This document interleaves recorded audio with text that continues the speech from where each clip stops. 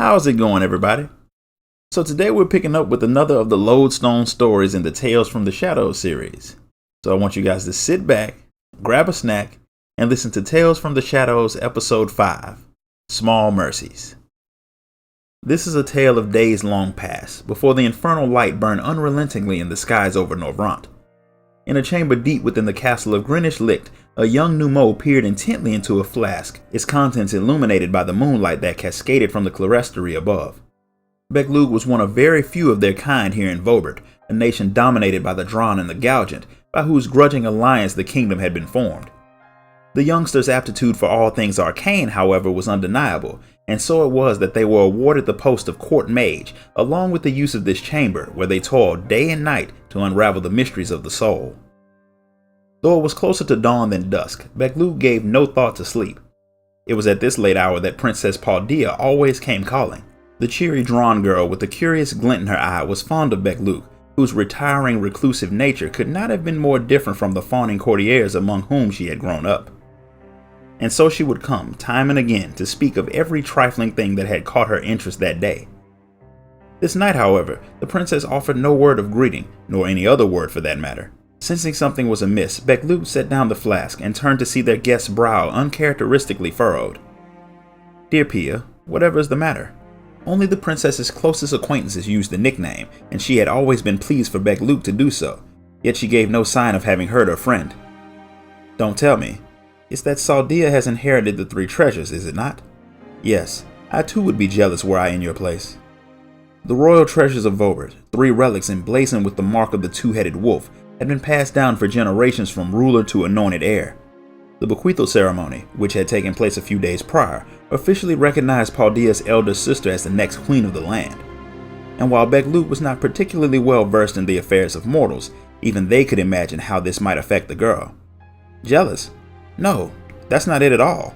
I love my sister, and no one could be wiser or kinder or worthier of the throne than her. I want nothing more than to stay here and support her as I always have. But father now talks of marriage. Looking at the poor child, her shoulders shaking and tears welling in her eyes, Epilogue chided themselves inwardly.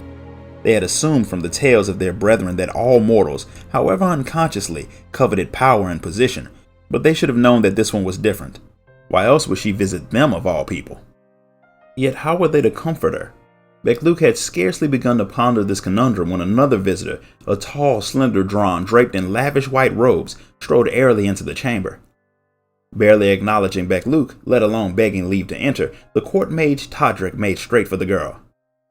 "Oh, my poorest Princess Paldea," the mage began, dripping with affected sympathy. "No one feels your pain more than I. Yet you must understand his grace's position. Only once you have been married into another family will the people come to accept your dear sister as the one and true queen." Though visibly taken aback at the sudden intrusion, the girl nonetheless answered quickly. "I know this, of course, and that father only wants the best for his kingdom and his subjects. But what of his daughter?" "Oh, I quite agree, your highness," the mage oozed. "Fortunately, King Roderick is a wise and compassionate man. Could he but see the depths of your dismay, I have no doubt he would conclude that an unsought marriage will bring happiness to no one." Here he paused before adding, "As I should be only too glad to tell him, with your permission, of course." The princess blinked disbelievingly. "You would do that? For me?" "Thank you, Todrick. Thank you with all my heart." Her eyes brightening again, she gave Epilogue a sideways glance and whispered, "Nice to see that someone understands me." Shoulders sagging, the Numo let out a weary sigh and returned to their solitary labors. Some days later, the princess came once more to Epilogue's chamber to report that the matter had been settled. After hearing Todrick's plea on her behalf, the king had agreed to abandon plans for her betrothal. There was, however, one condition: that Paldea renounce her status as princess and serve instead as a court mage. "It is a position I would be only too glad to accept," she declared with a hint of longing, "had I any aptitude at all for magic. And so I come to you. You told me that you were studying the secrets of the soul, yes? That you believed there was a means by which the hidden talents that slumber within us might be unlocked." Averting their eyes so as to avoid the princess's pleading gaze, Epilogue shook their head. "My research is far from complete, Pia. While it is true that I have developed an elixir which can safely stimulate one's dormant physical capabilities, awakening arcane talents is another matter entirely, The procedure would entail making irrevocable alterations to the subject's soul, which I could not in good conscience attempt without exhaustive and lengthy testing. FFXIV did their best to explain the dangers. The soul was a complex and delicate thing, they said, and even the slightest misstep could do untold harm to her mortal body, or worse. But Princess Paldea would not relent. "I don't care. All I want is to stay here with my family. If I cannot meet Father's conditions, I'll be sent far away. We may never even see each other again." The girl's tone grew ever more impassioned as she continued, "Please, FFXIV, you are the only one who can save me." Though they would not admit it, the young Numo shared her feelings. They had no desire to lose their best friend in that lonely castle, their only friend beyond their flasks and tomes. Besides, after all the kindness the princess had shown them in their time there, did they not owe her that much? After staring at the floor for a while and finding no help there, FFXIV grudgingly nodded. The next day, Paldea's newfound powers were recognized by the king, and she proudly took her place among the finest mages of the court. Though her status had changed, Paldea's visits remained as frequent as ever. Listening to the girl breathlessly sharing the minutiae of her days, FFXIV's lingering doubts about the powers they had bequeathed to her were gradually eased, and yet their heart was not entirely free of worry. Word has it that strange beasts have been appearing near Long Mirror Lake of late. Promise me you'll take care of yourself, Pia. In the decades since King Roderick I had ascended to the throne, the kingdom of Vobert and his people had enjoyed a period of nigh uninterrupted peace. Yet this only served to make the news that a shepherd boy had been found butchered more shocking. The youth had reportedly fallen prey to a fearsome beast which had appeared as if from nowhere.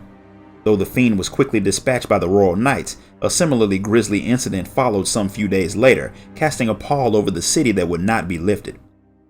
While it was initially assumed that the beast had wandered into the kingdom from parts unknown, further investigation uncovered a more disturbing truth. The beasts had in fact been sons and daughters of Vobert, whose bodies had undergone a ghastly transformation through the influence of some unholy power. This revelation plunged the kingdom into chaos, no one knowing when their neighbors or even their loved ones might metamorphose into bloodthirsty abominations. In the dark days that followed, it was Princess Saldea who arrived like a comet to pierce the nation's gloom. "I told you no one was worthier of the throne." Paldea beamed as she raced into the room. "Saldea now fights at the vanguard in our battle against the monsters." The girl had every reason to be proud of her sister.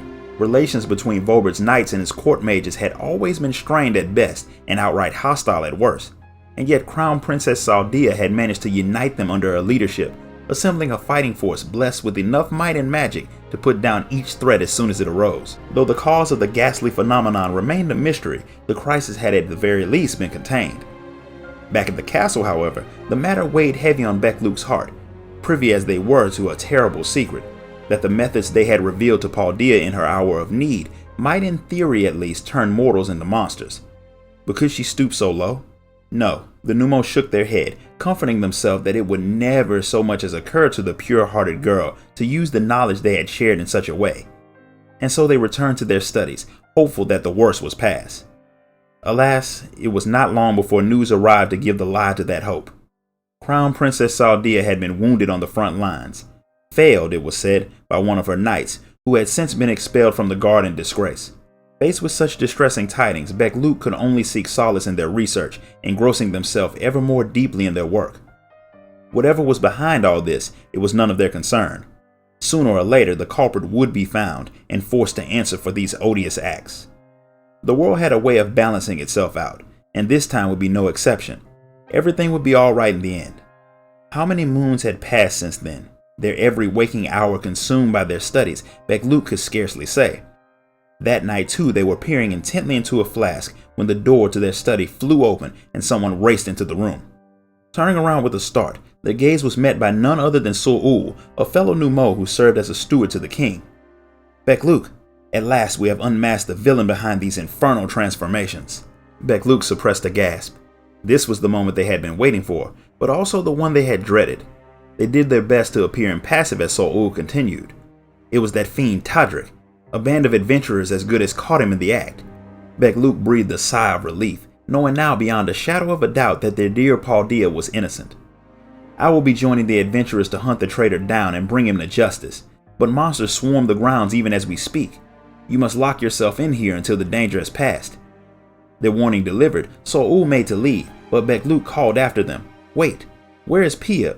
Where is Paldea?" Rest easy, the older Numo replied firmly. She is safe in her chambers, and I have arranged for one of the adventurers to keep watch over her. And with that, I must go. Yet Bekluk could not rest easy. They had met with the adventurers of whom So-U had spoken, and while they seemed an eminently capable bunch, one Bekluk had been happy to assist, they were nonetheless strangers to the land, and Paldea's life was at stake. Panic gripping their heart, they dashed out of their study, hells bent on preventing their best and only friend from coming to harm.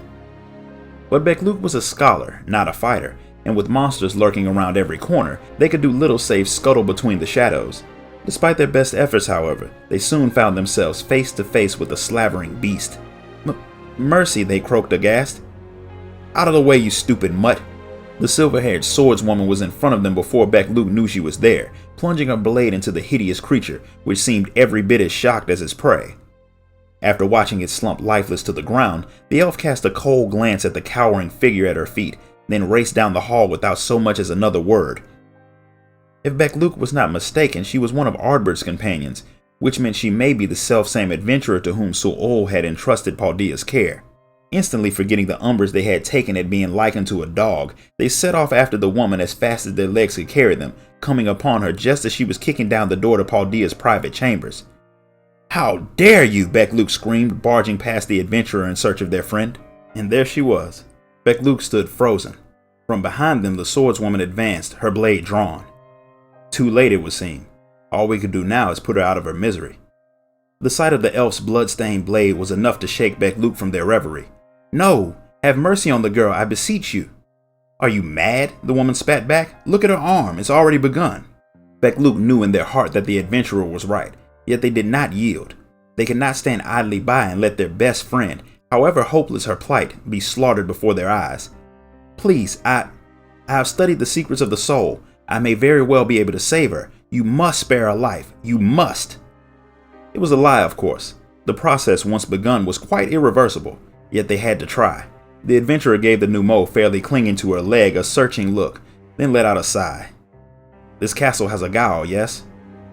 Cursing all the while, the silver-haired swordswoman knocked Paldea unconscious and carried her down to the dungeons with Bekluk muttering directions. No sooner had she locked the door than she took to her heels, doubtless eager to join her companions in their search for the traitorous Todrick. Bekluk, for their part, sat still as stone in front of the cell, waiting for their friend to awaken. And when at last she did, it was with words unlike any they had heard her speak before. "Hells take you, Todrick," the girl seethed, her voice a feral snarl. "You promised me you would bury my sister and make me queen. I tricked that dog into divulging the secrets you craved, and you betrayed me." It was as if the girl could not see the friend of whom she spoke sitting there right before her eyes. Clawing at her skin, she began to draw up the dungeon walls with glyphs in her own blood. "Wretched sister! Were it not for you, I could have lived in happiness with my family forever. Curse you, Paldea! Curse your rotten soul!" Bekluk had sat agog throughout the whole tirade, but at this they found their voice once more. "Enough, Pia! Is your sister not part of the family you hold so dear? How many times did you tell me how much you loved and admired her?" Slowly the girl turned. Peering into her widened eyes, Bekluk could see a dawning realization, as if she were only now remembering things long forgotten. You are right. I love father, and mother, and my sister too. Why did I? What have I done?" As the words left her lips, she slumped forward, a shadowy mist beginning to seep from her body before dissipating into the air. In that moment, Bekluk saw the truth, that Todrick had bound the poor girl's heart with dark magics and forced her to do his bidding. "Forgive me, Bekluk, my friend." A tear tumbled from her cheek and struck the dank stone floor. When at length she raised her head, Bekluk saw that the curious glint in her eye had been extinguished. Only despair remained there, a stare, a wordless cry for mercy. Before the vesper bell tolled that day, Bekluk left the castle, never to return. And though Ardbert and his fellows succeeded in apprehending the architect of these tragedies, they could not save Paldea from one final act of spite. Thus was the proud kingdom of Vobert robbed of its heir and condemned to an age of decline. When the flood came, it was a shadow of its former glory, all but powerless to defend itself against the sin-eater hordes. And so did the kingdom fall, and fall for good. It is claimed that poor as Paldea was still in her cell on the day Grennis Lick was finally abandoned.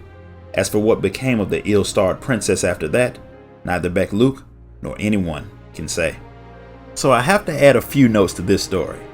For starters, it ties directly into the tank role quest, which I haven't covered on this channel yet, but I'm gonna get to it. And Opora's Paldea is actually an S rank hunt that you can find roaming around in Ilmeg, and it's kind of strong, so don't walk by yourself. So how did you guys like this story? If you enjoyed it, hit the like button, ding that notification bell, and subscribe. And if you want to buy me a coffee for my work, sign up to become a member of the channel. Until next time, guys, later.